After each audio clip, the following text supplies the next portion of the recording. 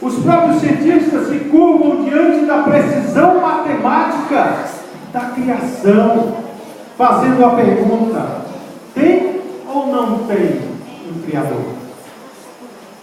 Cientistas se fazem essa pergunta, né? Tem ou não tem um Criador? Com tanta precisão, este universo, e alguns creem que tem um Criador, outros preferem esperar, né?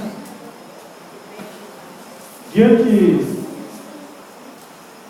dessa precisão, a resposta é: Deus é a luz desta criação.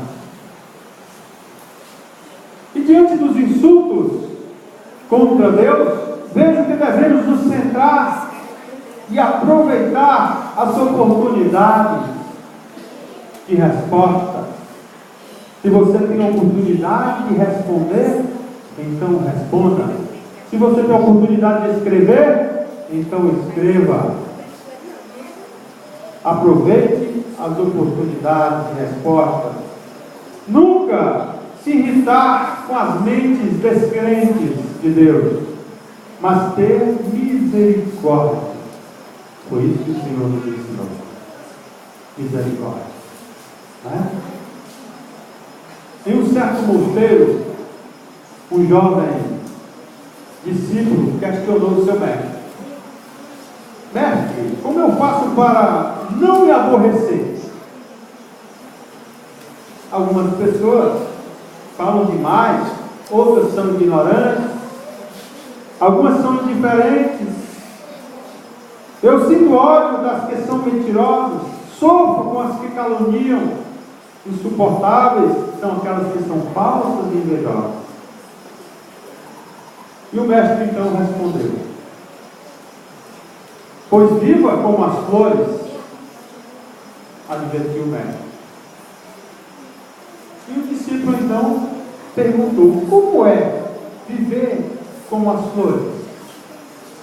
Como é isso, mestre? O mestre então respondeu: reparem nas flores. Continuou o mestre, apontando os lírios que cresciam além do jardim. Elas nascem do esterco, do estrume.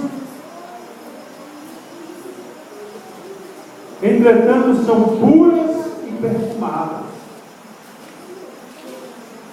Extraem do adubo mal cheiroso tudo que lhe é útil e saudável, mas não permitem que o azedume da terra manche o frescor de suas pétalas.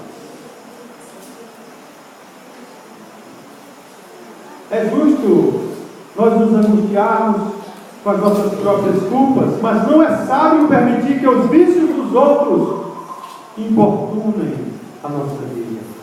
Os defeitos deles são deles e não nossos, e não são nossos. Não há razão para aborrecimentos se eles não são nossos. Exercite, pois, a virtude de rejeitar todo o mal que vem lá de fora, né? Isso é viver como as flores. Tirar daquilo que é ruim, muitas vezes, péssimo, algo maravilhoso, algo bom e até cheiroso, porque as rosas são cheirosas.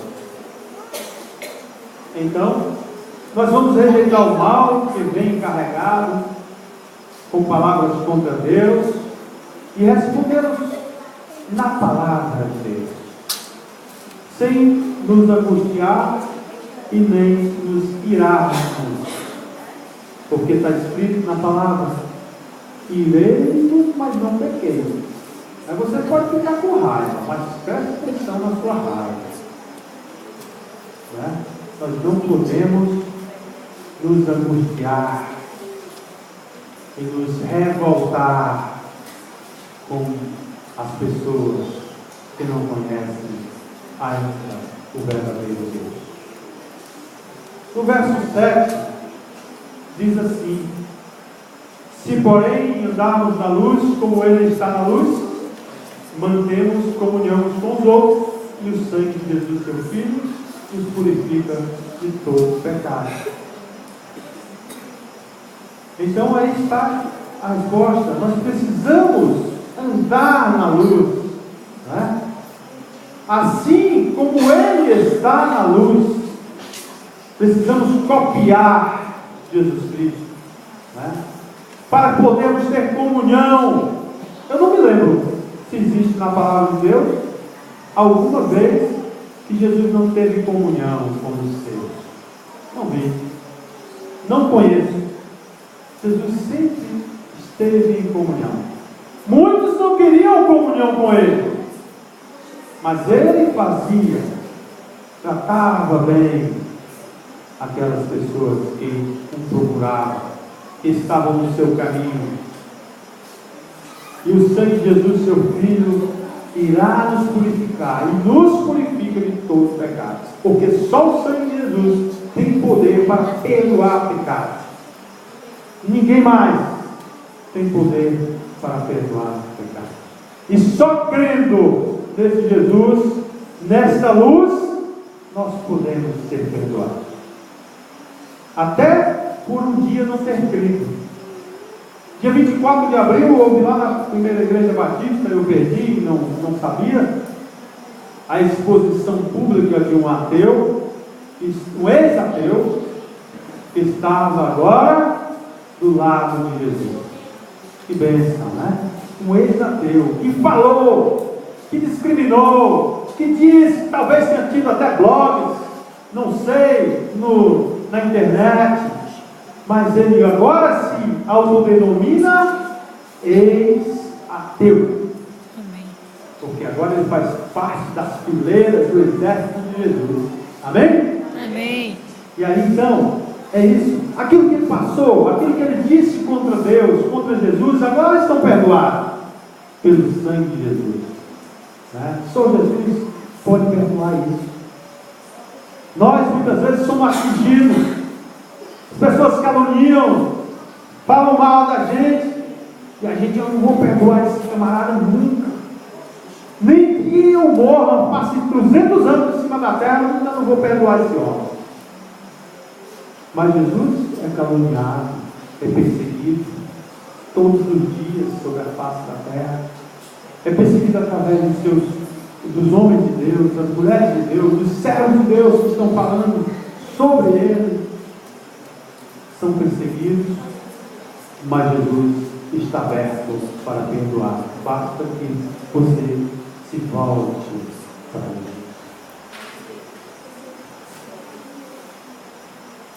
Então a palavra aí nos adverte que é preciso caminhar, andar na luz de Deus. E no verso 9, para encerrar nossa palavra desta noite, diz assim: se confessarmos os nossos pecados, Ele é fiel e justo para nos perdoar os pecados e nos purificar de toda injustiça. Né? Então a palavra aí chave é confessar os seus pecados. Confessar para quem? Confessar para Jesus. Jesus é o mediador entre Deus e os homens. É Ele que tem a chave do perdão. É Jesus que pode te ouvir na sua confissão. E esse confessar aí é diário. E é de propriedade de Deus e sua. A propriedade é só de vocês. Esse confessar é diário. Não existe nenhum intermediário entre Deus e os homens, a não ser Jesus Cristo, para nós confessarmos os nossos pecados. Em Mateus 6, hoje pela manhã nós aprendemos, que diz assim: quando orares, entra em teu quarto, fecha a tua porta, e orarás a teu Pai que está em secreto, e o teu Pai que vê em secreto te recompensará. Tá bom? É assim que se deve confessar. É ao nosso Deus, em secreto, confessando ali, secretamente, nosso quarto, só nós, chorando muitas vezes, derramando lágrimas muitas vezes, chorando, sofrendo, mas pedindo perdão ao nosso Deus. É confessar o nosso pecado. Então pense que esse Deus, que é a luz, quer te libertar das amarguras, das amarras do pecado, da dor, do ódio que nós sentimos muitas vezes no nosso coração por outras pessoas. Quer nos libertar disso. Isso é um peso muito grande, é uma corrente muito grande que nós arrastamos muitas vezes durante muitos anos da nossas vidas. E Jesus quer nos libertar disso. Coloque no seu coração. Se você tem alguma corrente te pegando, coloque no seu coração. Perdoar. Perdoar. Só uma vez, só 2 vezes, 7 vezes, tá bom. Não. Quantas vezes a palavra diz? 70 vezes 7.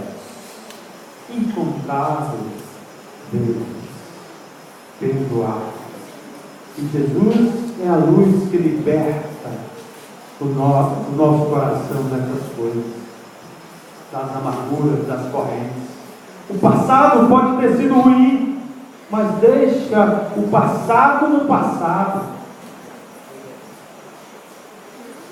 Jesus é o caminho, é a verdade e é a vida.